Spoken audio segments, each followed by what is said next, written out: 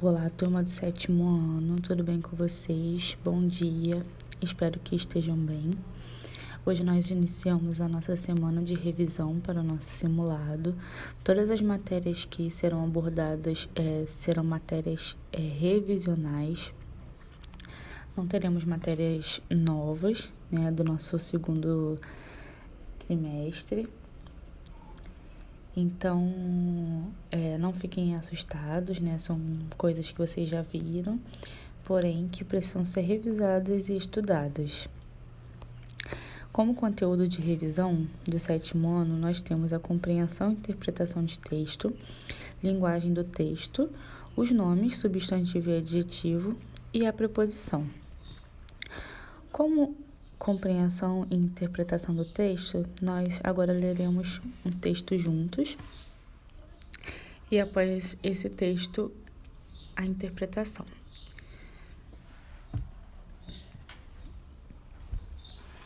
Nossa vida. Lá em casa, a situação estava difícil. O pai tinha ficado desempregado. A mãe achava que qualquer trabalho podia pelo menos pagar a comida. A gente morava em Mambaí, estado de Goiás. Aí apareceu um emprego numa fazenda pro lado de Gerais, da Bahia, bem perto da fronteira. Fui trabalhar junto com meus irmãos nessa tal fazenda. Era o projeto de um grande banco apoiado pelo governo. A fazenda dizia que pagava o salário, mas nunca existiu salário nenhum. No final do mês, tudo que se comia ou se usava era descontado. Não sobrava nada de dinheiro. E a gente era obrigado a trabalhar de sol a sol. Trabalho escravo, disseram os peões de Mambaí que já tinham passado por isso. Mas usar criança é judiação, falou um dia o dono do bar. Disseram também que essas fazendas usam crianças como trabalhadores porque fica mais barato. 4 ou 5 custam o mesmo que um adulto, comem menos, obedecem melhor e cada uma faz o trabalho de gente grande. O capataz da fazenda dizia que o dinheiro podia sobrar se a gente trabalhasse direito. Ouvi falar de gente que saiu de lá com dívida, mas não com dinheiro. Se pelo menos a gente estivesse se alimentando bem. Minha mãe não sabia que a comida na fazenda era ruim, achava que era frescura de criança, mas não era não. De manhãzinha, café aguado com pão duro. No almoço, só coisa de entupir, macarrão puro ou arroz com farinha. Pro serviço na fazenda render, o capataz fazia a gente trabalhar firme. Eu tenho 14 anos, sou forte, mas meus irmãos e um monte de outras crianças com um corpinho fraco faziam serviço pesado de adulto.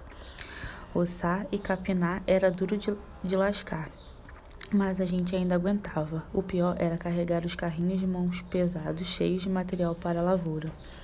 Ninguém tem ideia da vida dura que a gente leva nessa fazenda dos Gerais da Bahia. Atenção! O principal objetivo da interpretação de texto é identificar a ideia principal dele, e é necessário buscar a capacidade de extrair um pensamento crítico a partir da leitura realizada, e com isso, responder perguntas sobre o que foi lido.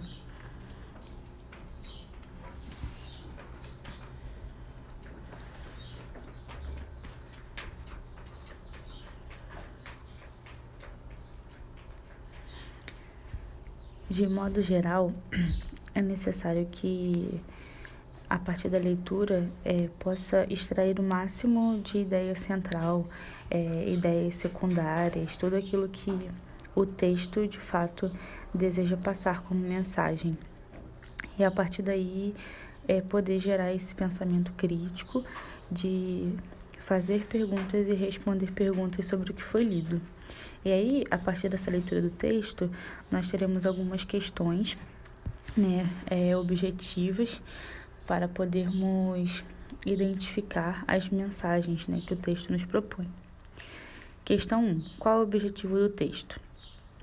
A. Divulgar algo, noticiar um fato importante. C. Narrar uma história. Questão 2. No trecho, disseram também que essas fazendas usam crianças como trabalhadores porque ficam mais barato. o narrador revela o motivo de essas fazendas usarem crianças como trabalhadores. B. A finalidade de essas fazendas usarem crianças como trabalhadores. C. A consequência de essas fazendas usarem crianças como trabalhadores.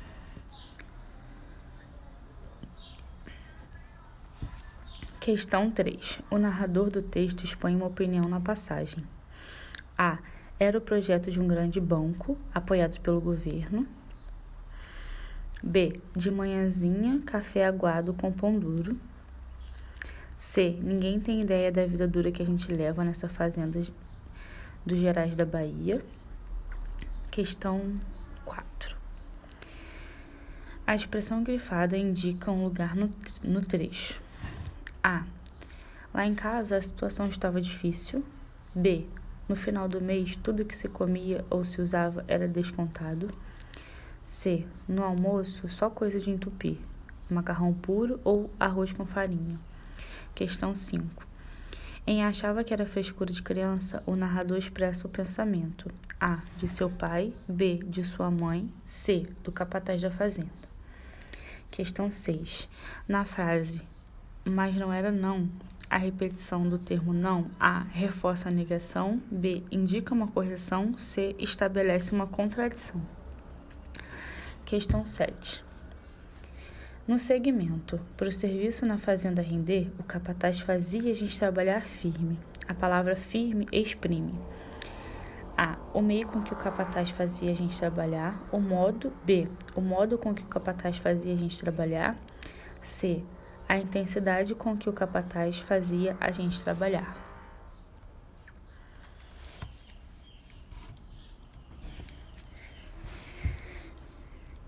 Questão 8. Qual das palavras destacadas abaixo não representa um substantivo abstrato? A. A sua conquista se deve ao seu esforço. A humildade. B. A humildade é a sua principal característica. C. A sua aprendizagem é bastante rápida.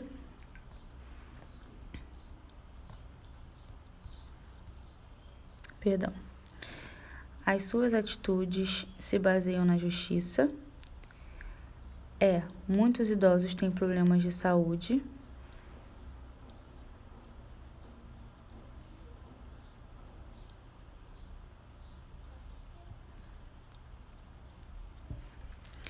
Questão 9.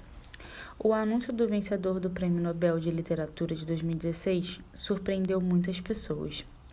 No dia 13 de outubro, a Academia Sueca anunciou que o astro americano de música pop, Bob Dylan, era um premiado.